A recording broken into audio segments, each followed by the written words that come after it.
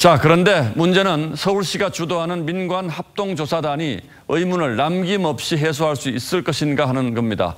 서울시가 가장 중요한 당사자 가운데 하나이기 때문이죠. 그렇다면 또 다른 방법은 없는지 윤슬기 기자와 따져보겠습니다. 자, 윤 기자. 네. 서울시 조사단이 이 검찰이나 경찰처럼 조사를 할 수가 있습니까? 네, 법적으로 강제 조사권이 없어 불가능합니다. 조사 대상자가 조사를 피하면 어떻게 할 거냐는 질문에 조사단 전문가들의 경험, 지식, 경륜 등으로 극복을 할 수 있다는 게 서울시 답변이죠. 그러니까 강제로 휴대전화를 압수하거나 이런 건 할 수가 없고 서울시 직원들의 적극적인 협조를 기대할 수밖에 없다 이런 거죠. 그런데 그것도 쉬울 것 같지 않습니다. 왜냐하면 비서실 차원의 성추행 방조 무마 의혹이 야당을 중심으로 제기되기 때문이죠. 고소인 측의 주장도 들어보실까요? 시장은 그럴 사람이 아니라며 시장의 단순한 실수로 받아들이라고. 이 서울시청 6층은 시장 집무실을 비롯해 20여 명의 정무직 공무원 대부분이 일을 하는 곳입니다.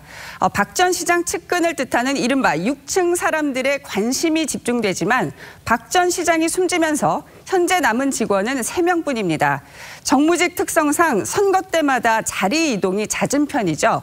그런데 고소인이 주장하는 피해 기간은 4년이나 되기 때문에 조사단이 강제 조사권도 없이 관련자 조사를 다 할 수 있을지도 의문입니다. 그러니까 소위 이제 6층에 있었던 정무직 공무원들이 대부분 지금은 떠났고 또 조사가 된다고 하더라도 그동안 있었던 일을 순순히 다 얘기하겠느냐 이제 이런 의문도 있는 거죠. 네. 자, 그렇다면 다른 진상 규명 방법은 없을까요? 네, 사실 의혹을 풀 가장 확실한 방법은 이 성추행 의혹 사건 수사입니다. 경찰 안팎에선 오는 20일 경찰총장 후보자 인사청문회 이후 사건이 검찰로 송치되지 않겠냐는 관측이 나옵니다.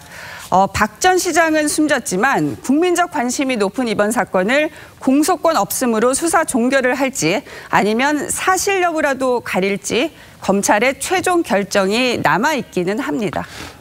현실적으로 피고소인이 숨졌기 때문에 검찰 수사로 이어질 가능성은 거의 높지 않다고 봐야 되지 않겠습니까? 네, 그렇습니다. 자, 그럼 지금 다른 고소고발건이 있는데 이걸 통해서라도 성추행 의혹을 규명할 수는 없습니까? 가능하다는 게 법조계의 얘기입니다. 박 전 시장 피소 사실 유출 의혹과 관련해 경찰과 청와대 관계자들이 공무상 비밀 누설 혐의, 또 서울시 관계자들이 이 고소인을 돕지 않은 직무유기 혐의로 각각 고발이 됐죠.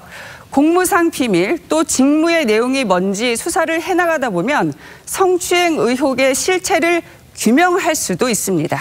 자, 결국 문제는 의지일 텐데 청와대 여당 서울시 어디도 이 사건의 파장이 오래 지속되는 걸 원치는 않을 겁니다. 네. 예, 윤슬기 기자 잘 들었습니다.